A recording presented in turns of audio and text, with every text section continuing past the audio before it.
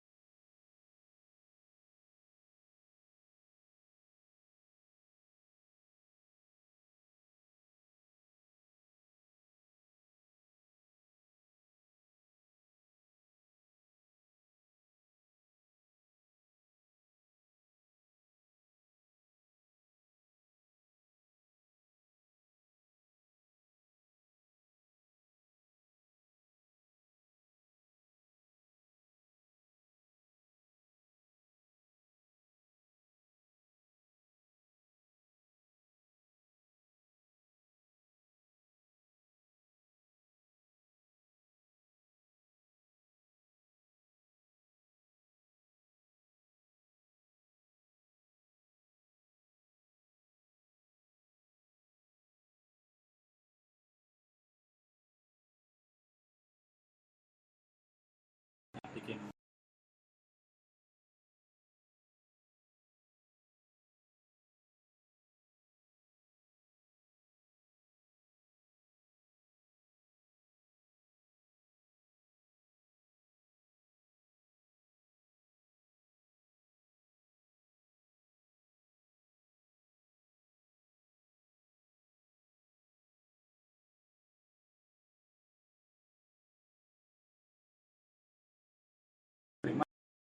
Dibanding karya-karya yang mungkin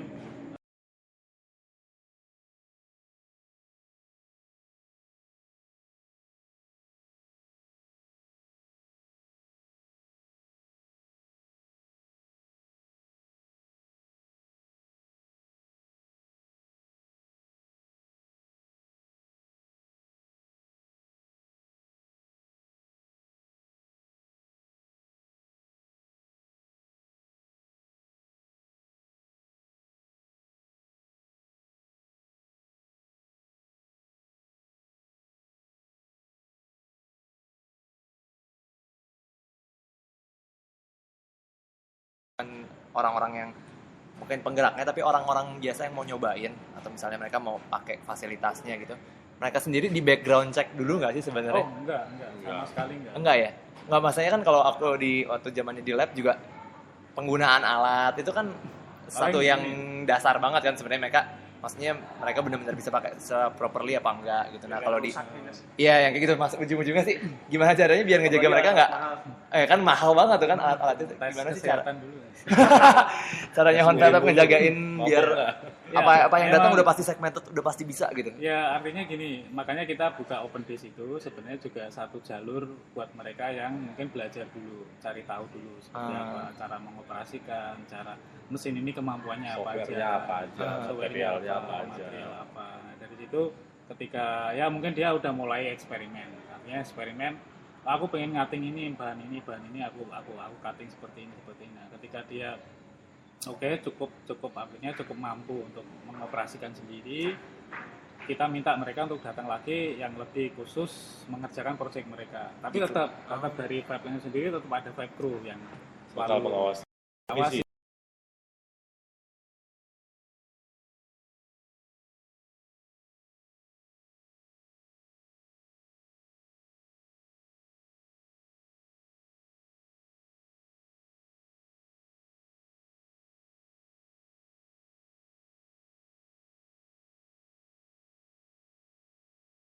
Oh jadi semuanya Iya, gitu. Lapian. Lapian.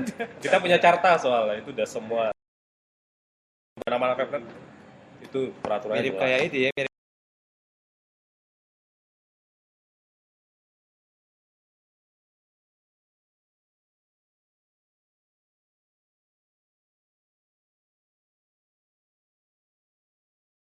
Artinya, ya, Paling nggak ada artinya satu lebih, yang ya. di pick up lah ya. Ya, karena berarti. banyak tools yang memang itu kan dipakai bersama gitu. Kalau misalnya ada orang yang memang dalam kategori sembrono, asal-asalan, taruh sana, taruh situ, nggak memperhatikan itu, nanti ya misalnya adalah mungkin cuman sekedar obeng atau tang atau palu atau apapun, wah ini kemana, nggak tahu. Nah, itu nanti bisa apa lagi.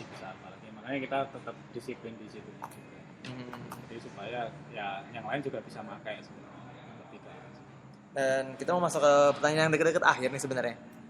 Kan roadshow nih banyak kota nih di Indonesia, malah tadi katanya loncat dikit ke Singapura ya, Malaysia. sama Malaysia. Sebenarnya ada ada background nggak sih kenapa ngambil kota-kota ini? Apa emang secara sebelumnya emang udah di kota-kota ini atau emang mau mencoba baru mau coba nge-grab kita dulu? lebih ngelihat memang potensi kreatifnya kota-kota yang punya potensi kreatif besar, maksudnya seperti Surabaya, Bali terutama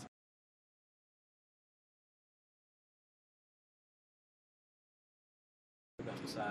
Nah mungkin di kota lain seperti Jakarta juga ya semuanya ada di sana, komunitas apapun ada di sana. Terus juga Bandung juga besar komunitas apa kreatifnya. Kota-kota yang Non akademis jadi seperti itu. Nah, kemudian khusus ke luar negerinya memang kita batasin memang di wilayah Asia Tenggara. Sebenarnya kemarin rencananya mau ke Filipina juga karena di sana juga ada pemerintah mereka kerjasama dengan pemerintah Jepang juga pengen bikin Fab Lab. Nah tapi di Bohol, di kota Bohol, mungkin 1 jam dari Manila. Cuman masalahnya mereka pengen lab mereka udah berdiri dulu baru kita ke sana gitu. Kan jadwalnya mereka mungkin di bulan November gitu. Akhirnya kita postpone, kita tunda dulu. Akhirnya ya wes kita ke Singapura, Malaysia. Singapura sama Malaysia sendiri emang di sana belum ada Fab Lab apa emang kita roadshow ke sana mendatangi Fab Lab yang udah ada di? Kalau Malaysia belum ada Fab Lab. Oke. Kalau Singapura mereka baru bikin tahun kemarin, tapi itu lebih ke jadi politeknik lab memang lebih untuk mengakomodasi mahasiswa mereka. Jadi bukan agak close dong kalau gitu. Agak close. Tapi kita memang lebih mungkin misi kita ke sana karena kemarin juga kita habis dari 59 untuk TPL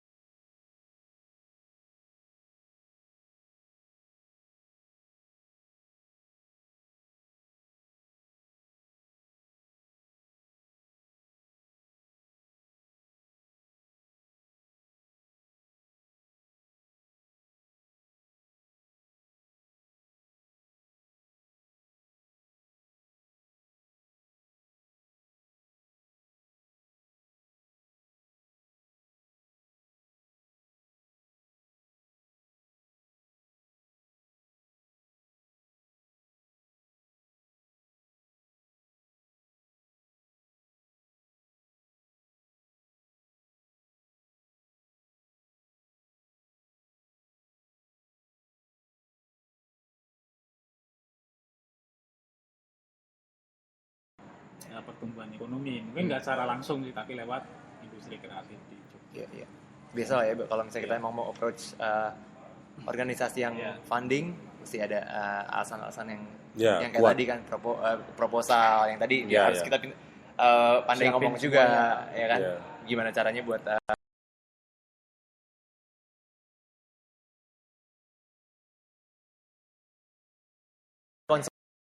bukan konsultasi sih, mungkin akan minta masukan ke teman-teman Honfab Lab karena selama ini udah ada approach dari mana aja yang teman-teman dari Jogja tahu yang IPB ya. Ada dari Bogor, kemudian yang waktu itu Jakarta, aku lupa kampus apa yang 2 orang. Oh iya boleh ya, kampus internasional juga. Kayaknya mereka dari satu perusahaan rokok foundation. Oke, perusahaan rokok foundation. Perusahaan rokok foundation ya, aku tahu itu. Terus kayaknya mereka bikin satu akademi juga di Jakarta, terus kemudian tertarik untuk bikin Fab Lab. Dan itu 2 hal yang dari Indonesia. Baru kemarin di Surabaya juga ada minat besar dari teman-teman di komunitas Surabaya akan Fab Lab. Cuman pertanyaannya juga sama, artinya gimana cara mulainya, gimana cara bentuk komunitasnya dan sebagainya. Tapi sebenarnya di Surabaya juga komunitasnya udah terbentuk, artinya teman-teman jaringan mereka juga udah banyak dan yang terjun di banyak. Satu ciri khas project yang apa sih tipikal Surabaya yang bisa mereka kembangin. Saya kan biasanya kalau misalnya kita mau start Fab Lab-nya sendiri, komunitasnya udah ada, tapi si lab-nya sendiri, apalagi ada alat-alat di dalamnya itu kan butuh mereka mesti ada dulu kan biar makin bisa dibilang lab-nya kan. Soalnya kalau komunitas doang mereka belum lab kan. Baru di lab kalau udah ada alat-alatnya. Teman-teman di Jogja sendiri startnya waktu itu gimana? Cerita singkatnya. Jadi komunitasnya dulu terus patungan beli alat atau akhirnya mulai maju. Dapat funding itu kan kita beli alatnya. Oh, jadi mulai dari ide dulu, propose dulu. Benar-benar modal nol gitu. Modal portfolio. Jadi kita kan dari tahun 99 di komunitasnya melakukan hal yang berhubungan sama science, art, sama teknologi. Terus tahun 2008 kita baru kenal Fab Lab, bikin proposal. Terus 2011 baru jebol. Ya banyak coba-coba. Ya. Jadi buat teman-teman yang mau memulai, jangan takut, Jangan takut